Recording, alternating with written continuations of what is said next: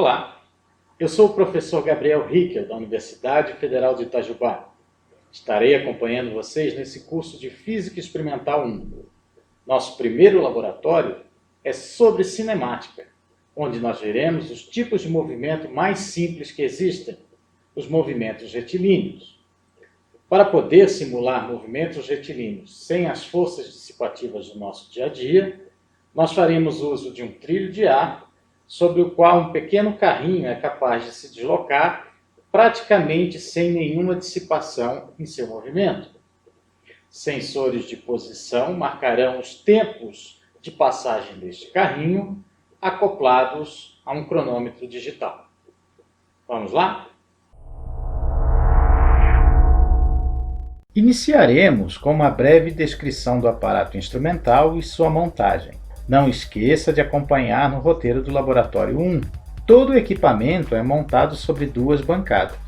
O trilho de ar triangular tem um impulsionador na ponta e escala centimetrada, com submarcações de milímetro, para auxiliar no posicionamento dos sensores. Tem 2 metros de extensão.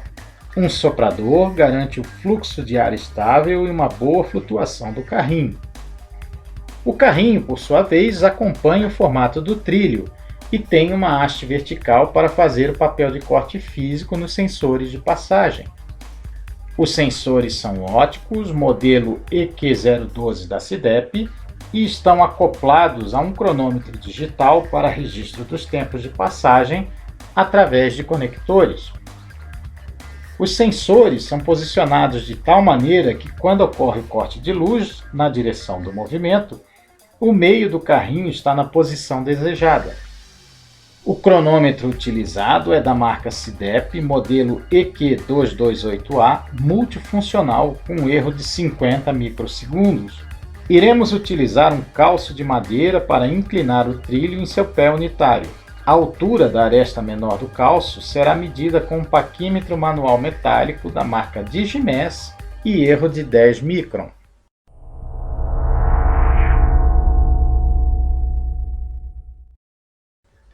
Antes de utilizar o carrinho sobre o trilho, é preciso deixar o cronômetro apto para registro, bem como ligar o soprador. O primeiro ensaio ocorrerá com o trilho perfeitamente nivelado, de modo que o carrinho percorrerá uma trajetória horizontal. Utilizamos um impulsionador para fornecer uma quantidade de movimento inicial ao carrinho. Após este impulso, o carrinho segue livre. O ensaio é muito rápido, mas os detectores e cronômetro registram com perfeição. Os sensores estão posicionados exatamente em 30, 60, 90, 120 e 150 centímetros, com erro de posição de mais ou menos 1 milímetro. Assim, o intervalo entre os sensores é sempre igual a 30 centímetros. O cronômetro é disparado quando o carrinho passa pelo primeiro sensor, marcando assim os intervalos de tempo transcorridos entre esta passagem e as dos demais sensores. A seguir, obteremos os tempos do primeiro ensaio. O cronômetro dispara quando o carrinho passa pelo primeiro sensor e marca o intervalo de tempo, em segundos, entre esta passagem pelos demais. Assim, por definição, o tempo do primeiro sensor é sempre zero. Neste ensaio horizontal, o tempo do segundo sensor é 0,49955. Do terceiro sensor é 1,00025. Do quarto sensor, 1,50600. E do quinto e último sensor, 2,01665. Resuma os dados obtidos no primeiro ensaio em uma tabela. Na primeira coluna, coloque o número do sensor de 1 a 5. Na segunda, os tempos em segundos de passagem em cada sensor. Não esqueçam que são medidas e precisam ser reportadas até o último algarismo significativo. O primeiro sensor tem tempo zero por definição do cronômetro. Na terceira coluna, coloque a posição de cada sensor. Neste experimento, os sensores foram colocados em 30, 60, 90, 120 e 150 centímetros, com erro de 1 milímetro na posição de cada sensor.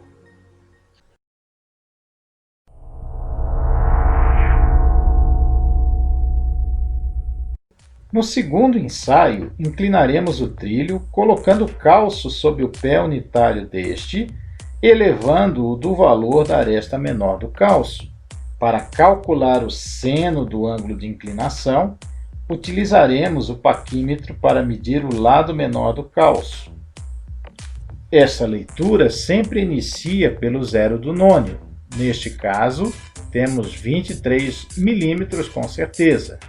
Os decimais são lidos onde a escala do nônio coincide com a escala superior central. Dois traços são coincidentes, então optamos pelo valor intermediário, 23,21 milímetros. O trilho fica inclinado, formando um triângulo retângulo, onde o cateto oposto ao ângulo de inclinação é justamente a aresta menor do calço que acabamos de medir. A hipotenusa deste triângulo é a distância entre os pés de apoio do trilho. Por construção, estes pés estão exatamente a 100 centímetros um do outro, com um erro de 1 milímetro na posição de cada pé. Com estas informações, calcule o seno do ângulo e seu erro, conforme as expressões que constam no roteiro do Laboratório 1. Este valor do seno da inclinação será utilizado mais tarde na conclusão deste laboratório. O ensaio no trilho inclinado é bastante similar ao primeiro. Há apenas o cuidado em reposicionar os sensores em virtude da nova altura do trilho. Porém, os sensores continuam nas posições 30, 60, 90, 120 e 150 centímetros. O cronômetro igualmente iniciará com a passagem no primeiro sensor e marcará os tempos em relação às passagens pelos demais. Neste ensaio, não é efetuado nenhum impulso inicial.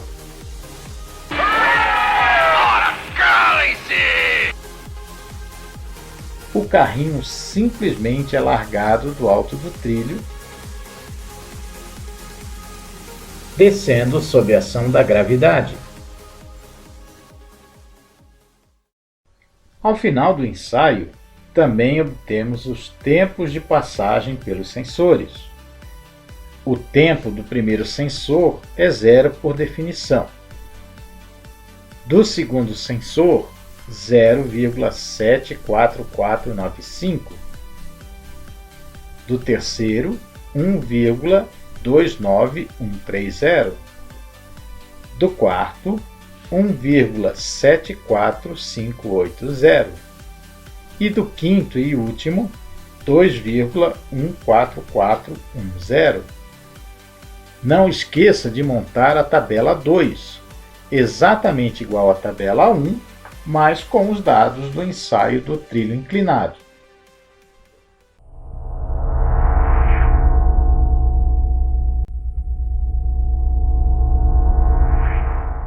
Para analisar as características dos movimentos no trilho horizontal e no trilho inclinado, precisamos calcular as velocidades e tempos médios entre os pares de sensores. Note que neste laboratório só medimos posições e intervalos de tempo. Não medimos velocidades instantâneas, mas podemos medir velocidades e tempos médios entre os sensores. Por exemplo, podemos utilizar as posições e tempos de passagem dos sensores 2 e 3 no ensaio com o trilho horizontal para calcular o tempo médio e a velocidade média característica entre os dois, conforme as expressões aqui colocadas. Exemplificando para o primeiro ensaio com o trilho horizontal, temos um tempo médio de 0,74990 segundos e uma velocidade média de 59,9 centímetros por segundo entre os sensores 2 e 3. Com isto em mente, construa novas tabelas, aqui numeradas 3 e 4, para os dois ensaios, calculando o intervalo de tempo ΔT, a diferença de posição ΔP, o tempo médio e a velocidade média entre cada par de sensores. Não esqueça de aplicar as regras de operações com algarismos significativos e também da propagação de erros.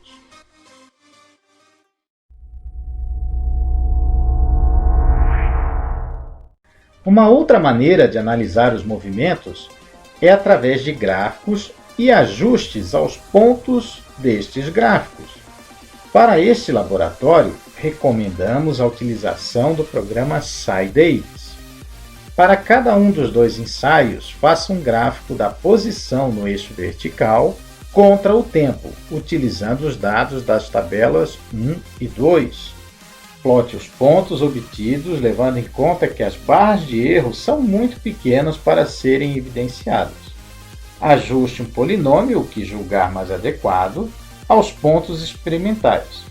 Entretanto, reflita isto sob a luz da cinemática galileana. Deixe a equação do polinômio ajustado no gráfico.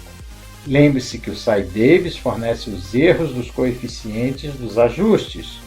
Portanto, escreva estes coeficientes conforme os erros.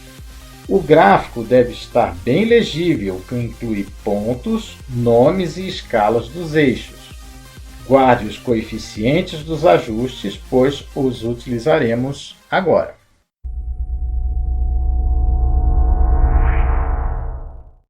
As acelerações fornecem subsídios para a análise dos movimentos. Neste laboratório, podemos calculá-las de três maneiras distintas. Na primeira, calculamos a aceleração média.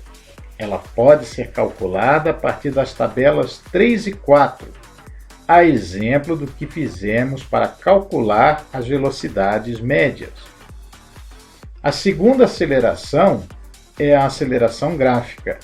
Ela é obtida a partir dos coeficientes dos ajustes efetuados nos dois gráficos posição contra tempo, aliada à análise da cinemática galileana. A terceira e última maneira é a aceleração teórica. Ela é obtida a partir da componente da aceleração da gravidade em função da inclinação do trilho.